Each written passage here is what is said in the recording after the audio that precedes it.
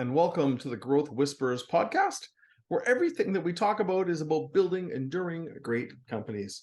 I'm Kevin Lawrence here in Vancouver, British Columbia, Canada, and here with my awesome podcast partner, Brad Giles, down in Perth, Australia. Brad, how's your world today? G'day, Kev. Everything is doing well here. Everything is great. Life is good. Except for one thing. There's one thing that grinds my gears. And I don't know, I can't even wait till you ask me what's the word of the day, man. I just got to get into this. You got to tell me. You got to tell me. I'm waiting. I just, the anticipation that I'm feeling as you're sharing this with me is just, I'm just trying to lower my blood pressure so I can talk about it. Have you ever had an unsolicited calendar invite? Now, this is a bit of a nerdy kind of a thing, right? But let's say you met someone a year ago, or maybe you haven't spoken to them in months and months and months. There's no email, there's no phone call, there's no SMS text. Out of the blue, there's a calendar invite that appears for a time that you'd never discussed meeting on. Like that, I don't know, that's the height of rudeness.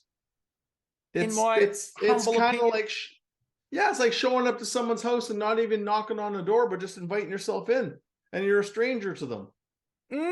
Yeah. I had one. It was very weird. I'm like, what are you doing? I know. Don't do it.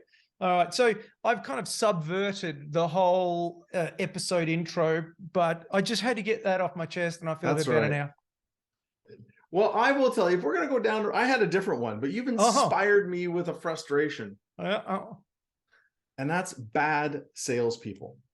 Now, I have a bit of a history of, I love nothing more than an amazing salesperson. It's actually quite dangerous, because if I get going with a great salesperson, I can end up buying 4x what I went in for with a great salesperson, because they'll identify me. But so we were looking for a new coach for my place here, and went, and this salesperson, and they're like, well, you have really good taste. And they start like saying all of these things to really try to schmooze me. And I genuinely, my instant inside goes to anger and attack. Like, I remember years ago, I had someone that said, Kevin, why are you such an asshole?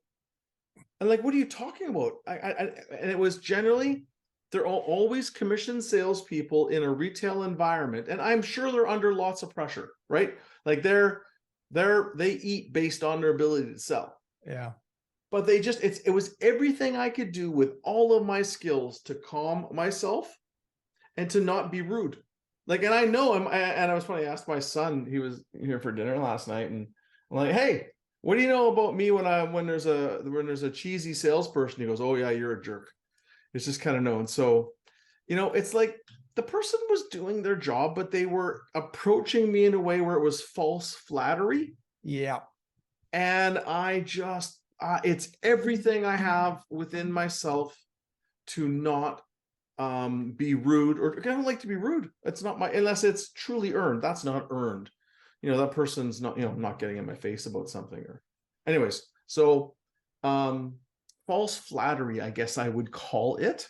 Mm-hmm. And even now I get riled up. Like, I got to call, because you talked about your blood almost boiling. I think I had to calm myself. It took me an hour afterwards, and we bought the coach. I got the coach, but it's just, I don't know. There's something, probably need to talk to a therapist about it, something deep in my psychology. But it just fires me up. False flattery. Yes. Anyway, so we're not talking about false flattery today. We got more important stuff. Indeed. But we are talking about the impact you have on people. And hey, those two stories were about impact. And this is about our impact as leaders, and how, and again, like that salesperson, that person did not intend. They were trying to have a positive impact on me. They truly were in their heart. And they thought they were being nice. Yeah. And they didn't really realize the impact it had on me. And, again, maybe I'm weird and I got weird glitches in my brain. I'm not so much blaming them. But this is, a book that, we both know and love, and a woman that we know is amazing. We both met her, and her name is Liz Wiseman. And she wrote this book called Multipliers that was just exploded my brain. Yeah. And and we're going to dig into this here today. Yeah.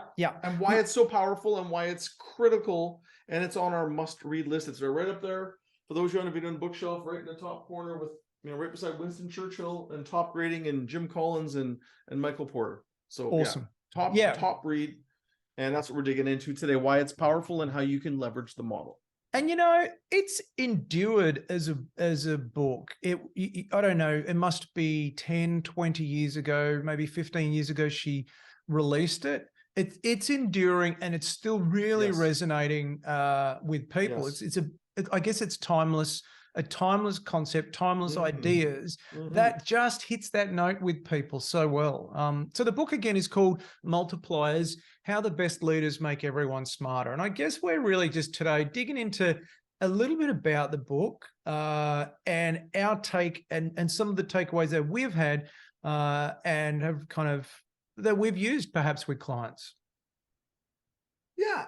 And the root of it, and we all start with the kind of thing. I met Liz at a conference in Texas she was speaking at, and she did a spectacular job, and she was a lot of fun. She hung out with us. There was probably 10 of us, and she hung out with us in the lounge after. We spent the whole little group of us hung out the whole night and had great conversations and sharing war stories. She was awesome and super grateful. I mean, obviously a huge fan and love her work, and she's a great human. And she, endorsed, and she's on the cover of my book, and the endorsement on the cover of my book. So she's, you don't get a bigger fan than myself. And I know, Brad, you're there too. Same. She's awesome. She is. And her content is simple and powerful. And, after this session, I was like, this is great. I had epiphanies. And then I went and did the assessment. Woo! I had more epiphanies because, in her book, she talks about multiplier leaders who multiply the intelligence and capability of people. Yeah. And then she talks about accidental diminishers to kind of let us off the hook so we don't feel so bad for doing it. And I had a lot of accidental diminishing behaviors. And the worst part about it all, my intent, your intent, we're trying to be helpful for those people around us. But we're actually minimizing their brain and minimizing their capability unintentionally. And that's the root of it. I've got good intentions on these things, but having a good intention, bad impact. It was just like, wow. And then I learned do this instead of that. There's choices in the moment that can make us much more impactful in a positive sense.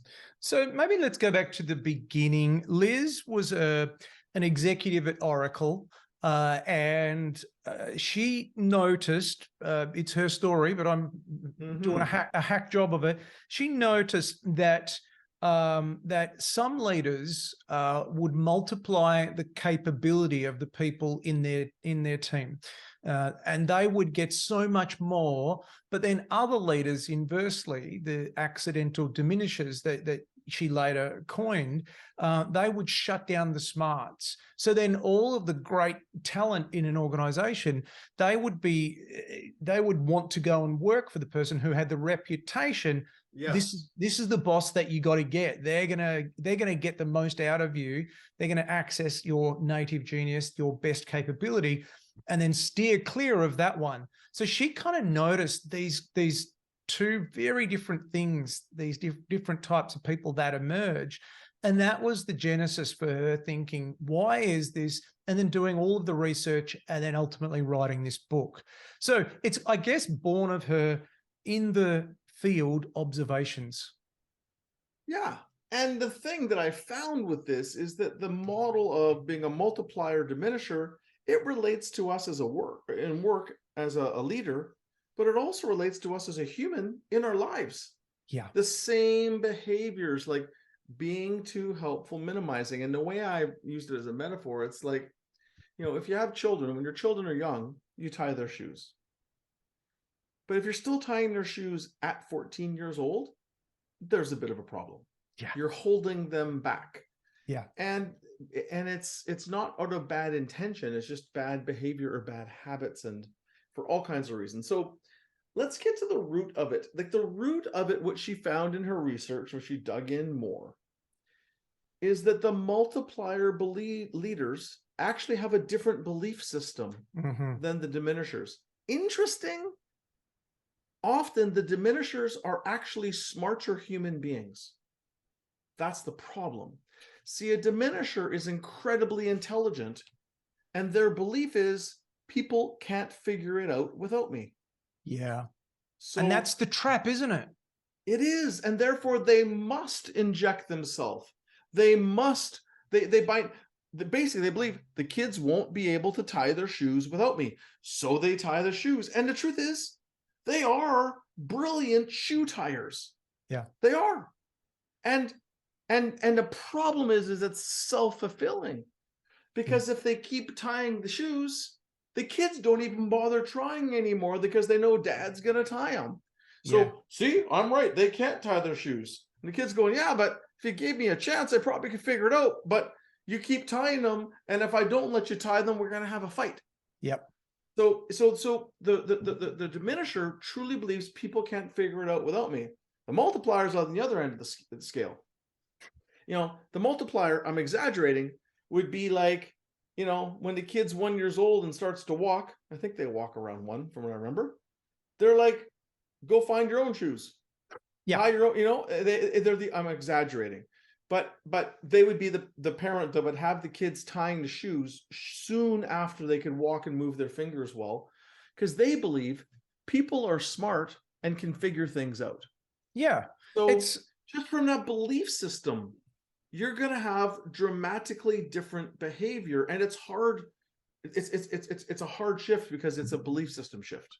It's the underlying assumption. It's not the perfect analogy, but it's not far. It illustrates the point. So if you have people who report to you, is your underlying assumption, maybe even at the subconscious level, A, people can't figure it out without me, or B, people are smart and they can figure it out, because that underlying assumption inside yourself is what drives all of these behaviors. Now, maybe you might have only some accidental diminisher traits. Sure. Right? It's not a binary. It's more of a spectrum, right? Maybe you might have it's a spectrum, and it's situational too. Yeah. So I've go ahead. You close that out and then I'll move on. No, the thing is, it's not binary. People can be multiplier leaders with some and diminishers with other. You know, people ask about Steve Jobs, and there's a lot of, you know, and she had some connection to Steve, I recall, and I may be incorrect, but I remember the Jobs story that we talked about it. And Jobs was known to be a nightmare, you know, post leaving Apple, but the second time to be a notably more effective and better leader to work for. Yeah. But the main thing, it was Jobs or it was Ellison at Oracle. One of those two, because she worked at Oracle. It might have been Larry Ellison. But Liz said specifically, it was Larry Ellison. I watched him in meetings where he would be an amazing multiplier to one person and, you know, turn around and a few minutes later be an amazing diminisher to another, which we all do. Yeah. Again, based on, sometimes there is people who aren't capable in their roles, and it makes it harder. So it can be situational, even for someone who, say, defaults to a multiplier most of the time. They might, in different situations or different people, diminish. Yeah. So I've, as a part of the workshops that we run here with leadership teams, for many years, we've asked this question of people in the leadership teams. So tell me, think about the best leader that you've ever worked under. It could have been, it could have been a boss. It could have been even a sports coach, something like that. Okay. What percentage of your capability did they access? Give it a percent. And then the second question is, think about now the worst leader that you've ever served under, and what percentage of your capability did they access? And I actually tracked over many years the kind of average, right? And the average was around 105 to 110% for the best leaders, because what that means is that they were accessing more than these people even think was possible. Okay. But then on the downside, it was around 30 to 35%. Yep. So there's this latent 65 to 70% of capability that people are like, under that worst leader that I ever had, they weren't accessing 65 to 70% of what I was capable of. And then the inverse, of course, again, was that the best leader I had, they got more out of me than I even thought was capable. And that's the key, right? That's the kid that ties their shoes when they're 2 or 3 versus when they're 13, 14, again, exaggerating. And, I did the same thing, Brad. That was one of the things that Liz talked about. And we asked group after group, and I got very similar stats in the groups that did sub 50 and between 90 and 110 on the other end for those that went over the 100% scale. And it was shocking. And we'd ask the stories. And the most fascinating thing, the multiplier leaders weren't like their best friend beer buddy, let's go for a beer necessarily. No. Like they pushed them hard. And sometimes they didn't even like have a lot of love for the person. Like it wasn't that, oh, you're the best and positive, but they challenged them and threw them in situations over their heads. So for example, one of my clients, his dad, in many ways was like a multiplier, a bit of a dysfunctional one, but he told him at 17, he's in Nicaragua, hanging out of a helicopter because he's going to inspect oil plants, getting shot at by the rebels on the ground.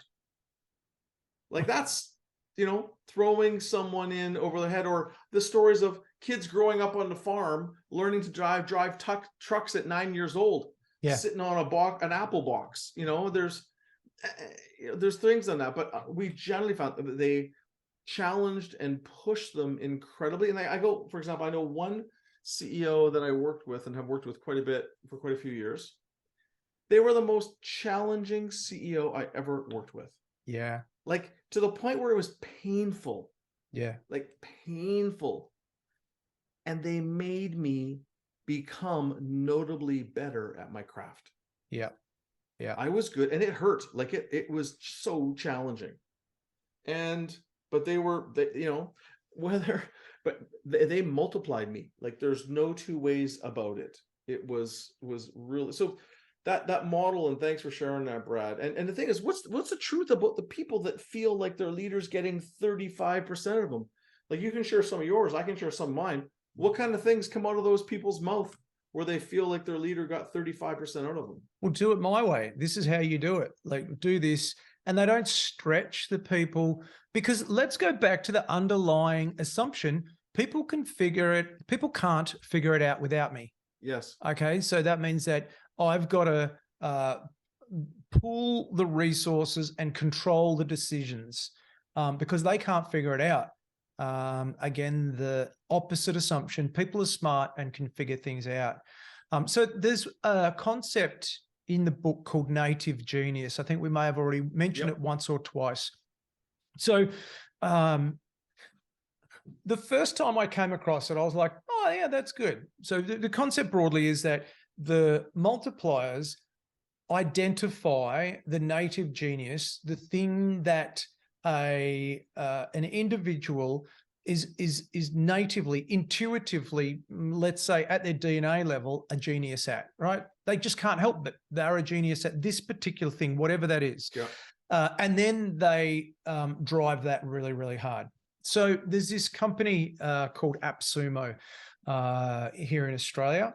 And what they did is they identified native genius as for the power that it is. Now I'd seen it and I'd begun using it with leaders, asking questions like, so Kevin, what's, you're talking about Andrea, who works in your team, and you challenge around her at the moment, what's her native genius? So that's the kind of the simple coaching stuff that we'd be doing around that concept. But what AppSumo did is they took it to a much further level, and they looked for native genius, and they within a scorecard and in their hiring process. So they would say, we need a role as a product development manager or whatever it is, and this is the native genius that we're looking for in that role. And it was really cool.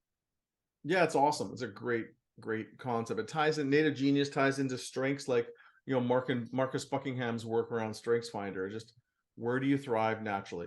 Yeah. So a couple other examples on this, tapping into the model. So she gets down into specific kind of opposite approaches or behaviors that these leaders have.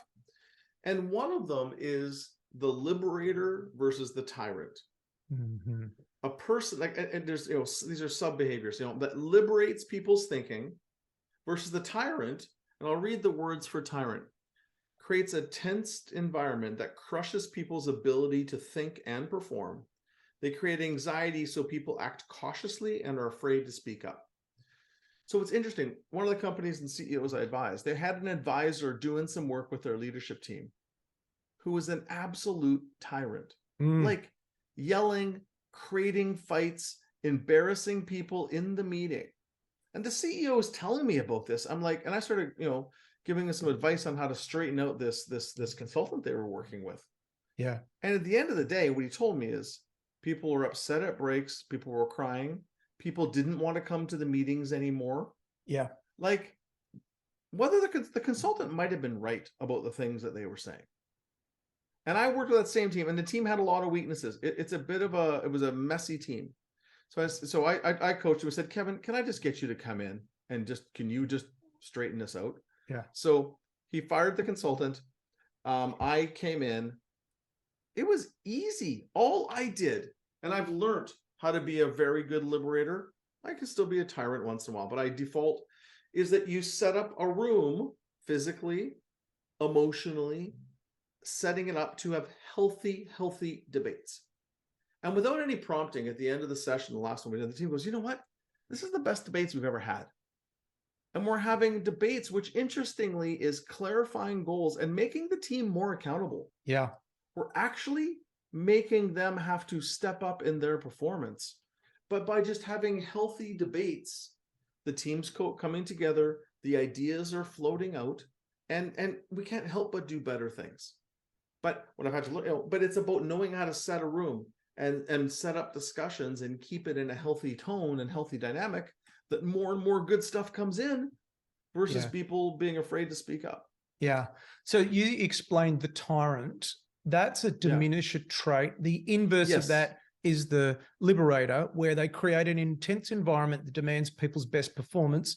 They create stability so people are free to think, act boldly, focus on their work, which is what you're saying. So within the book, and we're not necessarily going to dive into all of these, but within the book, Liz identifies these key traits that are inverse on each kind of side. And it's a bit like the why is a person a diminisher and shutting down the smarts, or why are they multiplying the capability of people? Right. And the key words in this, thank you, Brad, for clarifying that, is that the liberator creates an intense environment. Yeah. Where the tyrant creates a tensed environment. The tyrant, almost the energy is scary, where the liberator creates energy that pulls you up and helps to expect better. And it's this subtlety. One of the other ones is the debate maker versus decision maker.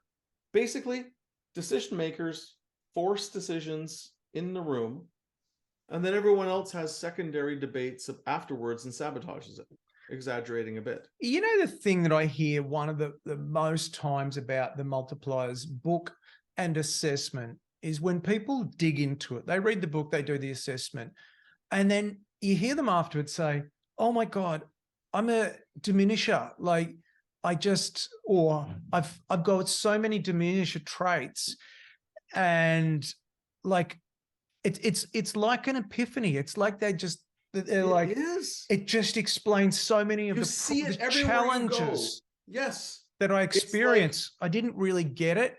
And in terms of assessments, I'm a bit skeptical about some assessments, as you and I have spoken about before, Kev. But that's what I like about this assessment in particular, is that it very clearly says you're not allowing people to speak up or whatever it is. It's very, very clear around that, rather than saying, you're a Scorpio or whatever it might be, to be a bit silly with that.